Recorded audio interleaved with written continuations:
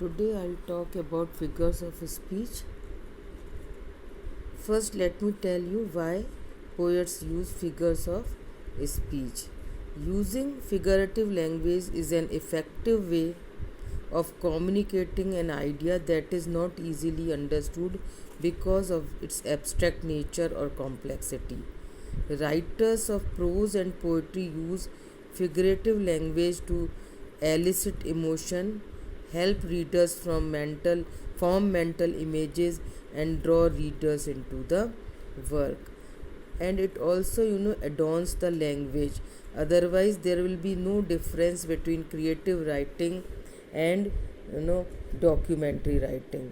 So you know figures of speech add to the beauty of the poem or the work of art, and at the same time it communicates the idea more effectively and helps you to build up images that the poets or the writers use. There are many figures of speech, but since you are in first year, I will discuss the most commonly used figures of speech. Figures of speech, they lend themselves particularly well to literature and poetry rather than to common day to day writings or documentaries or histories.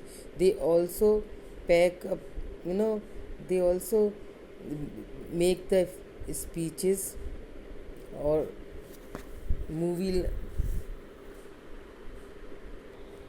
They also pack a punch in speeches and movie lines. Indeed, these are the tools around in nearly every corner of life. Let us start with some of the more commonly used, figures of speech. First, I'll take up alliteration. What is an alliteration? Alliteration is the repetition of speech sounds in a sequence of nearby words. The term is usually applied only to consonants and only when the recurrent sound occurs in a conspicuous position at the beginning of a word or of a stressed syllable within a word.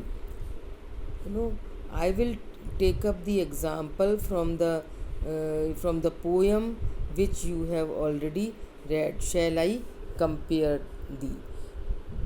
Here you'll find the repetition of the s, th and w sounds in Shakespeare's sonnet Shall I compare thee. I'll read out the lines to you. Went to the sessions of sweet silent thought. So repetition of the sound. Session, s, sweet, s, silent, s. I summon up remembrance of things past. Again repetition of the same sound. I sigh the lack of many a thing I sought. Repetition of the sound s, sigh and sought. And with old woes new wail my dear times waste. Sound, repetition of the sound w, woes, wail, waste. Various other repetition of speech sounds are identified by technical terms. Consonance is the repetition of a sequence of consonants but with a change in the intervening stressed vowel. Live, love, lean, alone, pitter, patter. So I'll give you some simpler examples. These examples are: she sells seashells. Walter wondered where Winnie was. So repetition of the sound. Blue baby bonnets bobbed through the bayou. Nick needed new notebooks. Fried frogs legs on Friday. So here you notice continuous repetition of the sound. In the last example, fried frogs legs on Friday. So the repetition of the sound f. So the purpose of this figure of speech is particularly to create rhyme and rhythm in the poetry, which is an integral part of the poem. It adds to the beauty of the poem, और उसको एक लय जो है, जो कि poetry का एक बहुत ही इम्पॉर्टेंट आस्पेक्ट है, तो ये जो है वो उसको लय देती है. Now I will talk about similes and comparisons which are commonly used in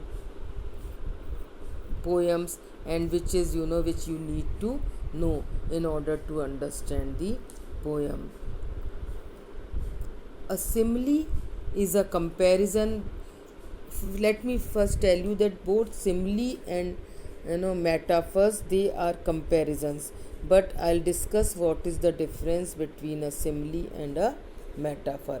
A simile is a comparison between two unlike things using the words like or as. जो दो दो चीज़ें हैं जिनमें कोई समानता नहीं है, तो सिमली जो है वो कंपैरिजन है, and it uses the words like or as in order to make the comparison. For example, I say her cheeks are as red as a rose, or as blind as a bat, or he eats like a pig, or I say as wise as an, I say Jack is as wise as an owl. So I am making the comparison of Jack with the owl by using the words like as and like. So simile is a comparison, and at the same time metaphor is also a comparison, but a metaphor makes a comparison between two unlike things or idea like the simile, but it doesn't use the words as or like. For example, I say that Rosie's cheeks are like rose. I am using the word like to make the comparison, but when I say Rosie's cheeks are rose, then I am also comparing. Here also I am comparing Rosie's cheeks with rose, but I am not using the word as or like. So while both similes and metaphors are used to make comparisons, the difference between similes and metaphors comes down to a word. Similes use the words, as I told you, like or as to compare things. For example, life is like a box of chocolate. In contrast, metaphors directly state a comparison. Love is a battlefield. It's not that love is like a battlefield, but rather love is a battlefield. Here I am giving you some of the examples of similes and metaphors. You can see, and I'll also tell you. You can see on the screen, heart of stone, time is money, the world is a stage, she is a night owl, he is an ogre.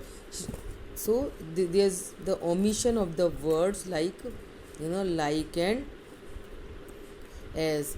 For example, again I say my life is an open book. Metaphor. It's a I don't say my life is like an open book, but I say my life is an open book. Whereas I say baby, that baby is as cute as a button, or so it is a simile where the beauty is baby is being compared to a button by using the words like as and comparison. So this personification, metaphor, similes, these are very important figures of speech, and they are frequently used in poems and also other works of art. So they are not only adding to the beauty of the poem, but they are reinforcing the ideas and especially the abstract ideas and images more emphatically. So when you read a poem, you have to analyze the poem in terms of these figures of speech so that you can make your answers more effective by emphasizing the role of the figures of speech in that particular piece of writing.